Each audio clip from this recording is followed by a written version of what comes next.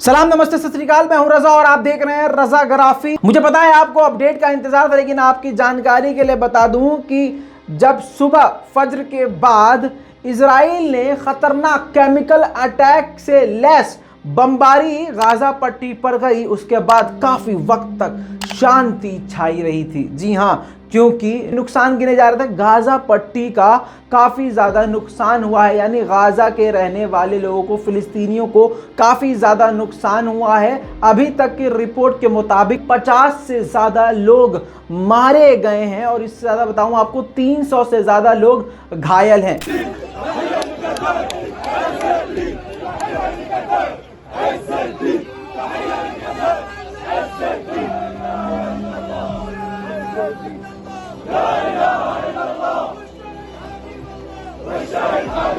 मैंने आपको ये अपडेट दे दिया है, लेकिन ये सारा दिन छोटा मोटा इधर से 2 मिसाइल उधर जाती रही, उधर से एयर स्ट्राइक होता रहा। तो इन सब चीज़ों को एकदम 5-5 मिनट पे अपडेट करना मुश्किल था, लेकिन अब बड़ी अपडेट आपके सामने लेके आया हूं। कम वक्त में आपको बड़ी जानकारी दूंगा, वीडियो को शेयर जरूर कीजिएगा। दोस्तों, हमास ने इतने खतरनाक हमले के बावजूद डरने के बजाय, पीछे हटने के बजाय, अल कस्साम ग्रुप ने इजराइल के पोर्ट पर, जी हां, आज शाम को इजराइल के पोर्ट पर ही हमला कर दिया है। जी हां, सबसे बड़ी खबर अभी तक की ये है। सीसीटीवी फुटेज भी जो है ये खुद इजरायली मीडिया ने जारी की है। इजराइल के पोर्ट पर मिसाइल सीधा जाकर गिरा है, यानी मिसाइल को डोम जो है उनका नहीं रोक पाया है। इजराइल का डोम जो है, डोम सिस्टम, वो नहीं रोक पाया। इसके बाद प्रूफ के तौर पर एक और वीडियो आपको दिखाना चाहता हूं। उस पोर्ट पे हमले के बाद कुछ इस तरह का नज़ारा था, भगदड़ थी। इजराइल के वहां जो लोग काम करते हैं, इजरायली ज़ियोनी, उनके अंदर इस तरह की बौखलाहट थी। ये पूरा आप वीडियो देख सकते हैं।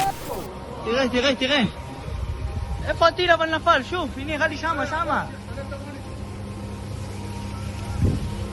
שוב, תראה את העמוד, בבית. השואב עלה. תמן איתו. שוב, תראה את הרכבים. הבית, בואי, תראה מה קרה לרכב. יואו, תראה, המשאבה התנתקה. המשאבה נפלה לרצפה, באלוהים. שוב, תראה, זה נפל גם. איפה הדיר? מה זה פגע? כן, תראה, נפל לעמוד חשמל. אני יודע, ראיתי, אני צילמתי את זה.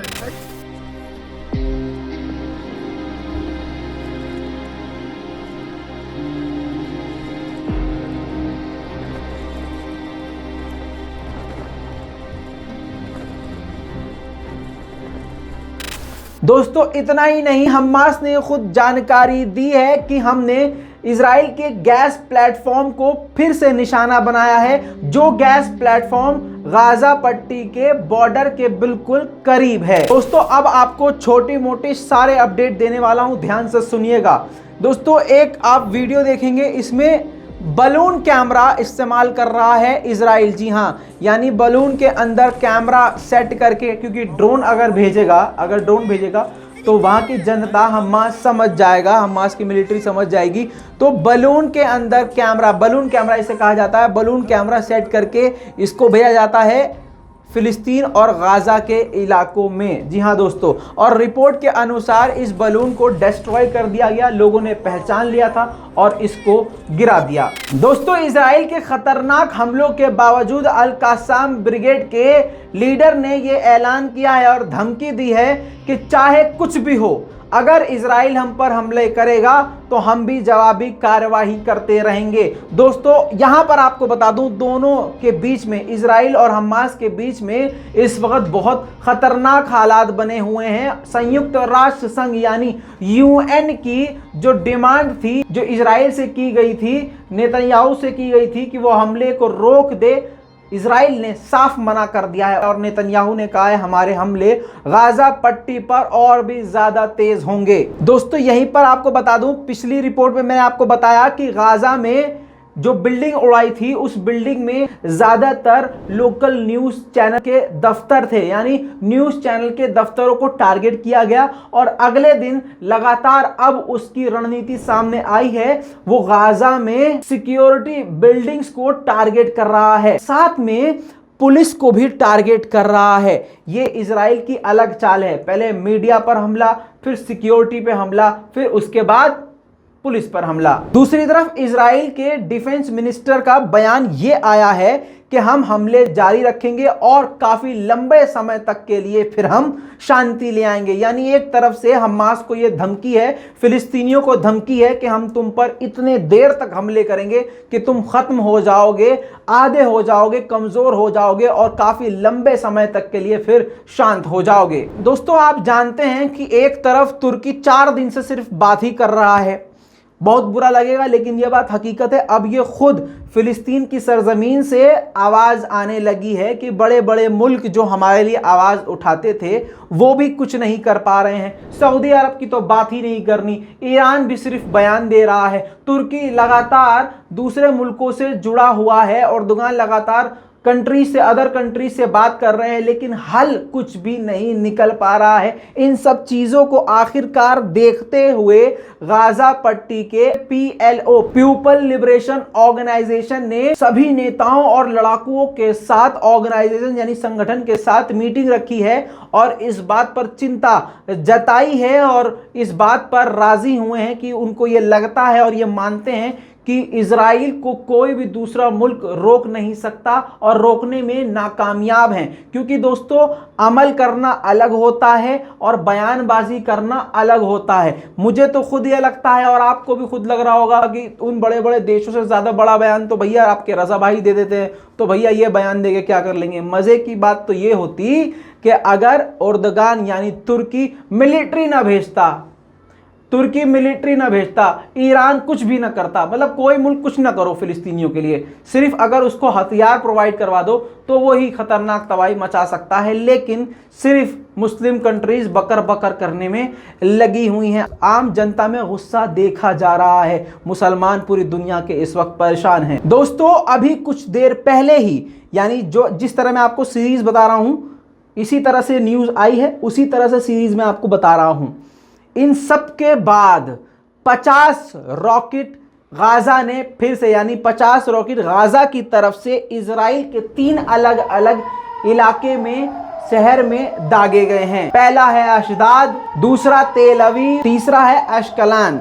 जी हाँ, 3 जगह पर 50 रॉकेट दागे गए हैं, जिसकी जानकारी खुद अल कासिम ब्रिगेड ने दी है। दोस्तों, इजराइल में डिमोना रिएक्टर है, यानी उसका परमाणु इलाका, वहां पर भी 15 मिसाइल दागी गई हैं गाजा की तरफ से, अल कस्साम ग्रुप की तरफ से, यानी अल कुद्स ग्रुप की तरफ से, और ये जानकारी खुद अल कुद्स ग्रुप ने दी है। वहीं पर अगर आपको लग रहा होगा कि ये कुछ बढ़ा चढ़ा के बता रहे हैं, तो बता दूं, इजरायली मीडिया ने और नेतन्याहू ने मीडिया को ये बताया है कि पिछले 1 दिन के अंदर, यानी 24 घंटे में हमास ने उनके ऊपर 1,500 मिसाइलें दाग दी हैं। इतना ही नहीं, बार बार हमास ये कह रहा है, और मैं भी आपको बोल रहा था कि भले ही इधर 50 मौतें गाजा में हुई हैं, लेकिन मौतें उधर भी हुई, लेकिन छुपा रहा है इजरायली मीडिया भी छुपा रहा है, क्योंकि इजरायली मीडिया इजराइल की सरकार के नीचे दबा हुआ है। वहीं पर कई वीडियोस में और ऑडियोज में सुना गया, देखा गया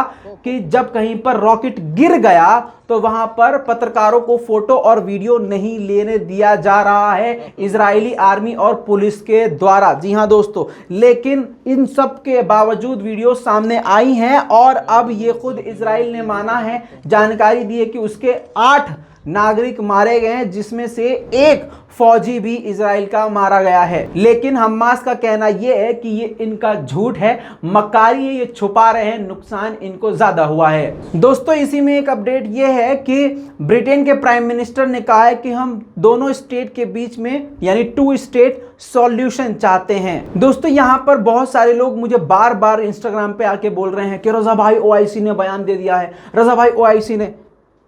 रजा भाई बेवकूफ़ नहीं है बेटा, रजा भाई को सब पता है। दोस्तों, सिर्फ बकर बकर करने की ज़रूरत नहीं है, बकर बकर तो पता नहीं कौन कौन कर रहे हैं, लेकिन क्या लगातार जो गाज़ा पर हमले हो रहे हैं और गाज़ा के इस वक्त हालात हैं और फ़िलिस्तीन के इलाके और शेख जर्रा के जो हालात हैं, वो क्या कंट्रोल हो पाए हैं किसी की बयानबाजी से?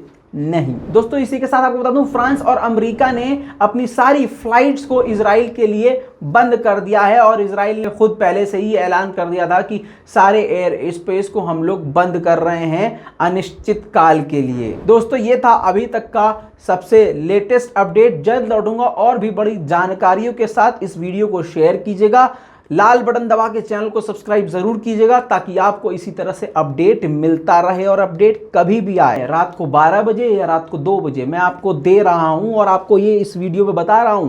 खतरा और बढ़ गया है और गाजा इस वक्त समझ लीजिए मौत के मुंह में है, क्योंकि इजराइल की ये पूरी दुनिया में बेइज्जती हो गई है कि ललकार के हमास ने टाइम बता के मारा है कि हम 6 बजे हमला करेंगे, हम 9 बजे हमला करेंगे, हम 11 बजे हमला करेंगे, और उसने कर भी दिया है। तेल अवीव पे हमला कर दिया, कहां हमला किया है सब आप जानते हैं। इसके बाद से बौखला गया है इजराइल और केमिकल अटैक कर रहा है, फास्फोरस बम का इस्तेमाल कर रहा है, जिससे काफी ज्यादा खतरा अब गाजा को बढ़ चुका है। और सबसे ज्यादा मुसीबत यह है कि पूरी दुनिया इस पर खामोश है, बड़ी बड़ी कंट्रीज खामोश है। खामोश रहने का मतलब ये नहीं कि मुंह से बोल रहे हैं तो भाई वो तो बोल रहा है, नहीं, कुछ ऐसा एक्शन नहीं ले रहे हैं कि ये जंग रुक जाए या फिर इजराइल के जुल्म और सितम रुक जाए। मैं हूं रजा, आप देख रहे थे रजाग्राफी। जय हिंद।